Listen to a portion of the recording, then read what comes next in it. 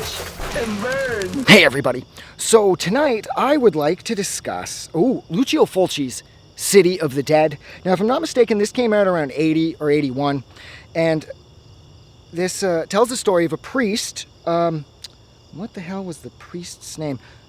Father Thomas, that's right. And he's in the town of Dunwich, and he kicks off the end of the world by committing suicide. He hangs himself, and then the movie begins. I don't know. That was a massive bug that just like hit my ear. Holy shit. But yeah, so this Father Thomas commits suicide, and this sort of kicks off the end of the world in the town of Dunwich. So what ends up happening is the two principal characters, it's played by Katarina McCall, and the dude, I can't remember the actor's name, he plays Jerry. Katarina plays Mary. And so they end up in the town of Dunwich investigating all of these supernatural happenings.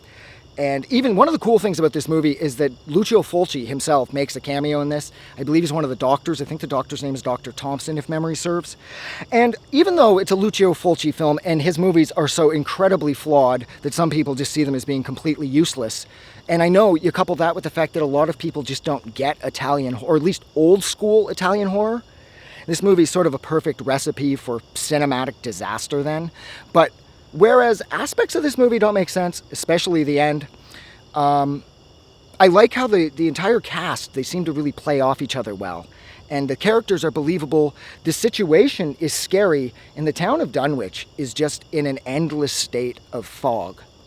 And this town could not be more dreadful. This town is like, I mean, if you're going to put on some Halloween-themed shit, you got to go to Dunwich just before the world ends, because this place is a fucking creep fest.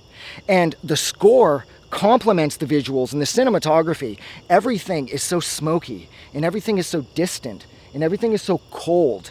And there's that overwhelming sense of dread, like you just know some bad shit is going to kick off. And it does, of course. Now, this movie also has two of the most famous deaths in a Fulci film, or possibly in the history of horror, period, with the mentally ill dude who the father thinks tried to rape his daughter, but he didn't. He was friends with his daughter. He gets the drill through the head when the dad's pushing him down onto the press, and the drill comes right through his skull.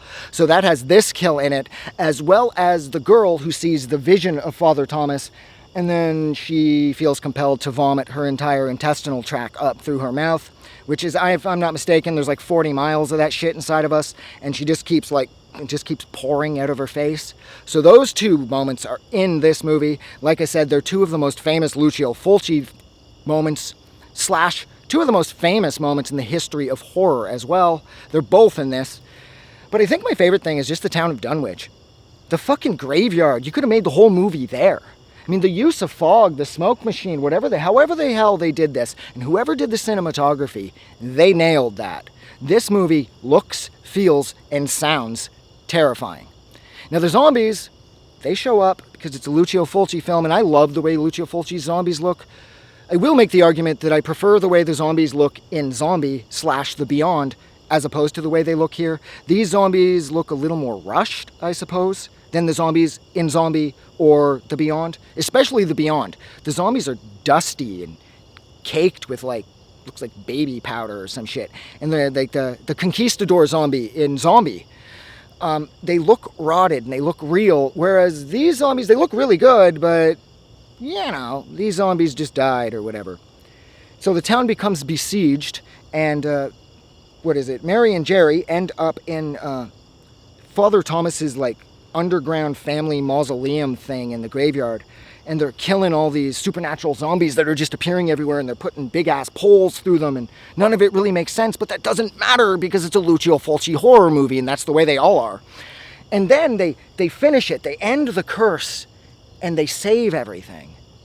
And so they're climbing out of his cave tomb thing, and you see the little boy whose name is John or some shit. He sees Mary, Catherine McCall, and he starts running towards her, and you just see her face now, and she's like, and then her face starts to grimace, and it sort of fills with terror, and then the screen sort of does this animated spider web thing, and the movie ends. Now, the last chapter on the DVD is referred to as The Never-Ending Nightmare, or A Never-Ending Nightmare, or something to that effect.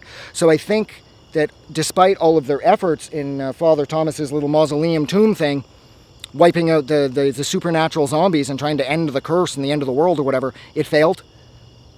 I think.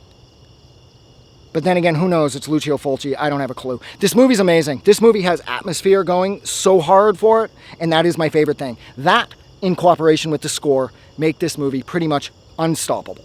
And that's where I am going to stop.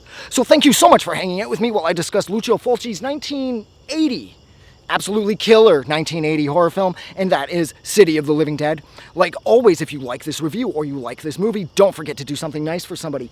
But please, most importantly, don't forget that the world is actually a better place because you are in it. Like always, I'm taking off. Thank you so much. Have a good night.